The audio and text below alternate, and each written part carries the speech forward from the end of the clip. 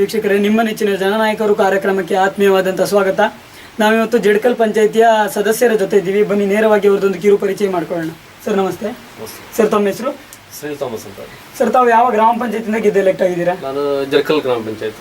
Okay sir, ತಾವು ರಾಜಕೀಯ ಅಲ್ಲದೆ ತಮ್ಮ ಸ್ವಂತ ವೃತ್ತಿ ಏನು? ಸ್ವಂತ ಅಗ್ರಿಕಲ್ಚರ್ ಇದೆ ಮತ್ತು ಪೋಲ್ಟ್ರಿ ಫಾರ್ಮ್.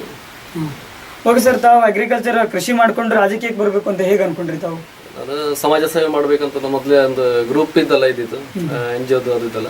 ಹಾಗಾಗಿ ಸಮಾಜ ಸೇವೆಯಲ್ಲಿ ಮೊದಲಿಂದ ಸ್ವಲ್ಪ ಇಂಟ್ರೆಸ್ಟ್ ಜನಗಳ ಸೇವೆ ಮಾಡಬೇಕು ಅಂತ ಬಂದಿದ್ದೀರಾ. ಓಕೆ ಸರ್, ತಮಗೆ ರಾಜಕೀಯ ಜೀವನ ಹೇಗೆ ಅನಿಸ್ತಾ ಇದೆ?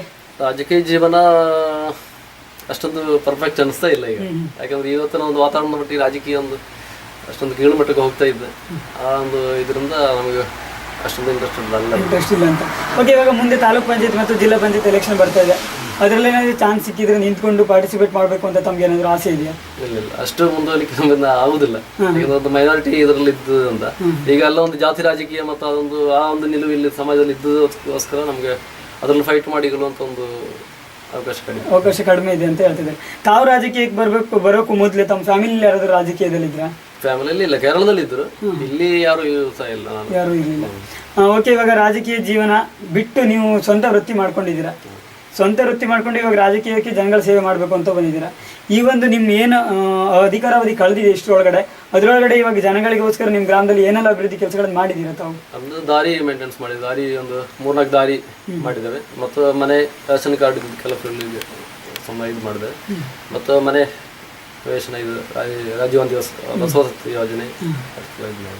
ಓಕೆ, ನಿಮ್ದು ಇನ್ನು 2 ವರ್ಷ ಟರ್ಮ್ ಇದೆ. ಅಲ್ಲಿವರೆಗೂ ಈ ಗ್ರಾಮದಲ್ಲಿ ಏನೆಲ್ಲ ಚೇಂಜಸ್ ತರಬೇಕು, ಬದಲಾವಣೆ ತರಬೇಕು ಅನ್ಕೊಂಡಿದ್ದೀರಾ ತಾವು? ಬದಲಾವಣೆ ಉಳಿದಿರ್ತಕ್ಕಂಥ ಕಾಮಗಾರಿಗಳನ್ನ ಮಾಡ್ಬೇಕಂತ ಮೋರಿ ಅದೆಲ್ಲ ಮಾಡ್ಬೇಕಂತಲೇ ಒಂದು ಇದೆ. ಕ್ರಿಯೋಜನೆ ಮಾಡಿದ್ದೇವೆ, ಈಗ ಆಗ್ಬೋದು ಅನ್ನೋದ್ರ ನಿರೀಕ್ಷೆ ಇದೆ. ಓಕೆ, ಇವಾಗ ಈ ಗ್ರಾಮದಲ್ಲಿ ಕಂಡು ಬರುವ ಮೂಲಭೂತ ತೊಂದರೆ ಏನು ಅಂತ? ಇಲ್ಲಿ ಈಗ ರೇಷನ್ ಕಾರ್ಡ್ ಇದ್ದು ಡಿಲೀಟ್ ಆಗಿರ್ತಕ್ಕಂಥದ್ದು ಮೈನ್ ಸಮಸ್ಯೆ. ಎಷ್ಟೋ ಒಂದು 200 ಕಾರ್ಡ್ ಅಷ್ಟು ಡಿಲೀಟ್ ಆಗಿದೆ ಈ ಜಡ್ಕಲ್ ಗ್ರಾಮದಲ್ಲಿ. ಅದಕ್ಕೆ ಈಗ ಪುನಃ ರೀಯಾಗಿ ಅವರಿಗೆ ಯಾವುದೇ ಒಂದು ಸೌಲಭ್ಯ ಸಿಗ್ತಾ ಇಲ್ಲ. ಅದರಿಂದ ಅದೊಂದು ದೊಡ್ಡ ಒಂದು ತೊಂದರೆ, ಅದೊಂದು ಸಮಸ್ಯೆ ಒಂದು ಬಗೆಹರಿಬೇಕು.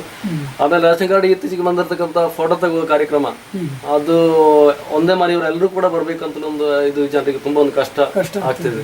ಇಂಡಿವಿಜುವಲ್ ಆಗಿ ಒಬ್ಬರೇ ಬಂದು ಫೋಟೋ, ಈಗ ದೂರದ ಊರದಲ್ಲಿ ಇದ್ದವರು ರಜೆ ಮಾಡ್ಕೊಂಡು ಬರುವಾಗ ಎಲ್ಲರೂ ಒಟ್ಟಿಗೆ ಸೇರಿ ಬರೋದೊಂದು ಬಹಳಷ್ಟು ಒಂದು ತೊಂದರೆ. ಅದನ್ನೊಂದು ಅವಾಯ್ಡ್ ಮಾಡಿ ಆ ಸಾಫ್ಟ್ವೇರ್ ಆ ರೀತಿ ಒಂದು ಸೆಟ್ಟಿಂಗ್ ಮಾಡೋದಾದ್ರೆ ಜನರಿಗೆ ತುಂಬಾ ಅನುಕೂಲ ಆಗ್ತದೆ. ಅಂದ್ರೆ ಹೊರಗಿಂದ ಬಂದವರು ಬರುವ ಟೈಮಲ್ಲಿ ತೆಗೆಯುವಂತ ಆ ಒಂದು ಸಾಫ್ಟ್ವೇರ್ ಆ ಒಂದು ಸಿಸ್ಟಮ್ ಅಲ್ಲಿ ಮಾಡಿದ್ರೆ ತುಂಬಾ ಹೆಲ್ಪ್ ಆಗುತ್ತೆ ಅಂತ ಆ ರೀತಿ. ಮತ್ತೆ ಇದೆ ಬೇರೆ ಎಲ್ಲ ಕಾರ್ಯಕ್ರಮಗಳು ಈಗ ಬಂದಿದಲ್ಲ, ಅಕ್ಕಿ ಎಲ್ಲ ಅದೆಲ್ಲ.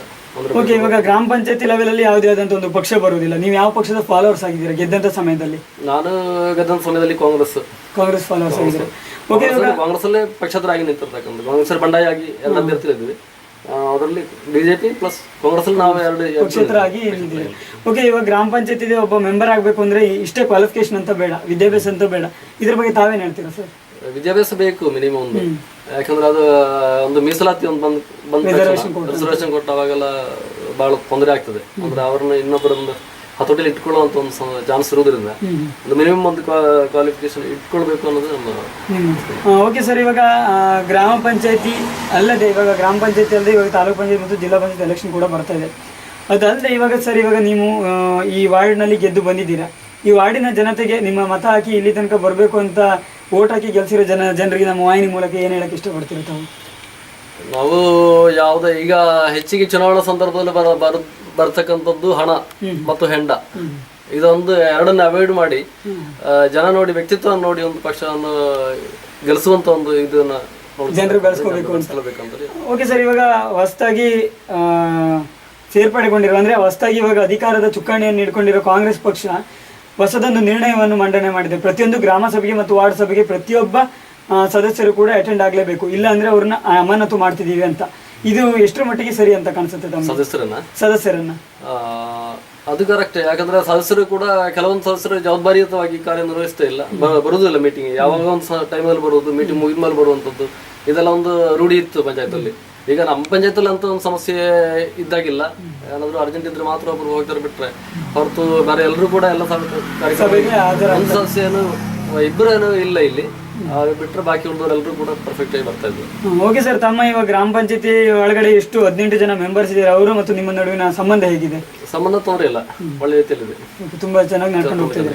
ಓಕೆ ಸರ್, ತಮ್ಮ ಈ ರಾಜಕೀಯ ಜೀವನ ಹೀಗೆ ಮುಂದುವರಿಲಿ, ತಮ್ಮಿಂದ ಈ ಗ್ರಾಮದ ಜನರಿಗೆ ಒಂದು ಉಜ್ವಲವಾದ ಭವಿಷ್ಯ ಸಿಗಲಿ, ಹಾಗೂ ತಮ್ಮಿಂದ ಇನ್ನೂ ಹೆಚ್ಚಿನ ಕೆಲಸ ಕಾರ್ಯಗಳು ಹೊರಹೊಮ್ಮಲಿ, ಹಾಗೂ ತಮ್ಮ ಮನದಾಳದ ಮಾತನ್ನು ನಮ್ಮ ವಾಹಿನಿಯ ಮೂಲಕ ಹಂಚಿಕೊಂಡಿದ್ದಕ್ಕೆ ತುಂಬ ಧನ್ಯವಾದಗಳು ಸರ್.